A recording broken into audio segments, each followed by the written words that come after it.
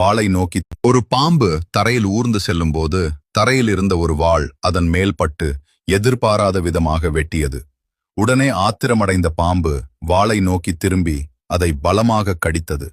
ஆனால் அதற்கு பதிலாக வாளின் கூர்மையான பற்கள் பாம்பின் வாயை கிழித்து ரத்தம் வெளியேறியது.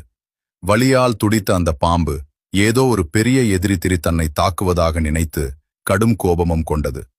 தன் முழு பலத்தையும் திரட்டி அந்த வாளைச் சுற்றி இருக்கத் தொடங்கியது. அந்த எதிரியை மூச்சு திணறச் செய்து கொல்ல நினைத்தது. விளைவு, பாம்பு எவ்வளவு பலமாக வாளை இறுக்கியதோ அவ்வளவு ஆழமாக வாளின் பற்கள் அதன் உடலைச் சிதைத்தன. இறுதியில் அந்த வாளின் பிடியில் பாம்பின் உடல் துண்டு துண்டானது. ஒரு பிரச்சனை அல்லது காயத்தின் காரணம் மிகச் சிறியதாக இருக்கலாம். ஆனால் அதன் பிறகு நீங்கள் காட்டும் அதீத உணர்ச்சிபூர்வமான எதிர்வினைதான் பேரழிவுக்கு வழிவகுக்கும். அந்த பாம்பு எதனால் இறந்தது என்று தெரியாமலேயே உயிர் விட்டது.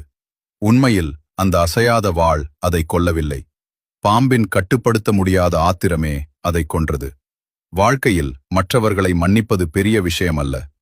தன்னைத்தானே காயப்படுத்திக் கொள்ளும் அளவுக்கு இருக்கும் தன்னைத்தான் கட்டுப்படுத்த கற்றுக்கொள்வதுதான் மிகவும் கடினமான மற்றும் அவசியமான விஷயம்.